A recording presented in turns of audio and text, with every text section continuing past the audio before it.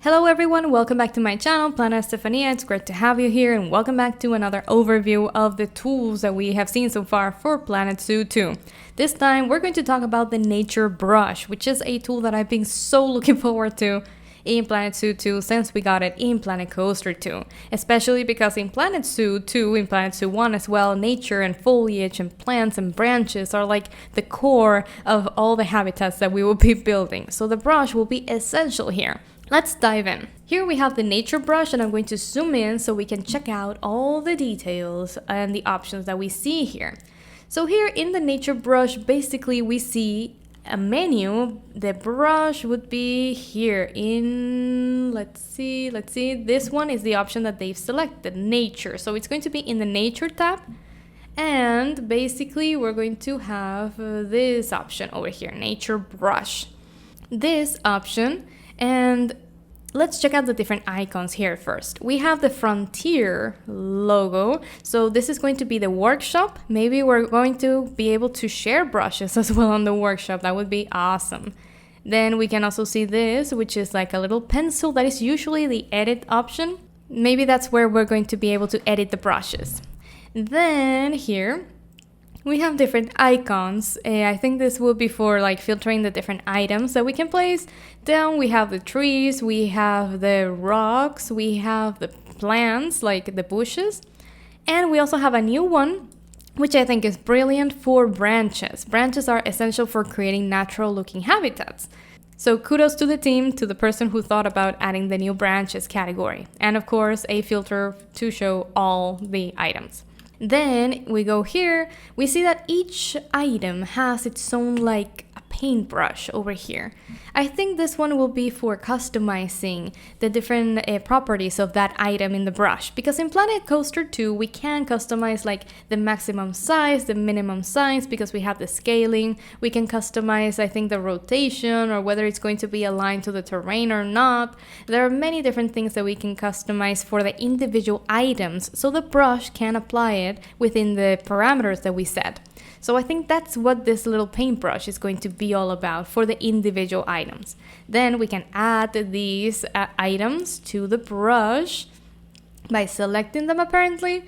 And then over here to the right, we see the settings of intensity. Of course, intensity of the brush, how dense the vegetation will be, the size of the brush, the area that will be covered by the brush.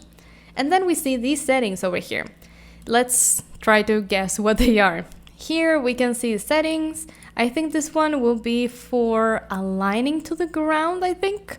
Or maybe avoiding paths. No, this one is for avoiding paths. Okay, this one is for avoiding paths. This is clear. This one should be then for aligning to the ground. This one I think is for avoiding existing vegetation. That's what the icon is telling me basically. And then this one is... okay, I'm not really sure what this is about. This icon is not like it's not telling me what it's for. So maybe share your thoughts in the comments down below, please. What do you think this icon will be for? Not really sure until I try it in the game. I would love to see this working in the game, really. Then here at the top, we see more options for filtering. We see, of course, this one for filtering something that we write in the text field. Then we see more filters. This one is usually for filtering the items by size. But now we can resize them, so I'm not really sure how this will work. Then this one is for favorite items. This one is for basically filtering by money because it has a $sign. This one I think is for changing the tile size. Usually you can change them from small tiles to large tiles. This one is for blueprints, for the Frontier Workshop, I think. And this one is for the Frontier Workshop. And this one has the Planet Zoo logo. So these are different. Interesting. I'm looking forward to seeing how these will work. So I think this covers everything that we can see so far in this screen, in this screenshot of the Nature Brush.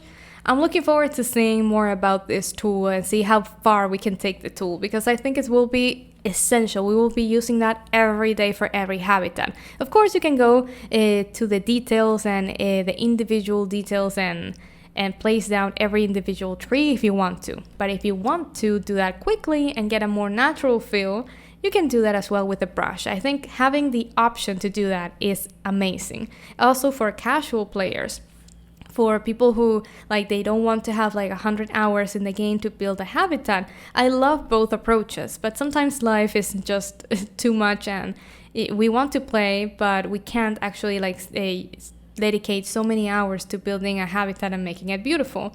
So casual players, I think, will also benefit from these tools that the team is introducing.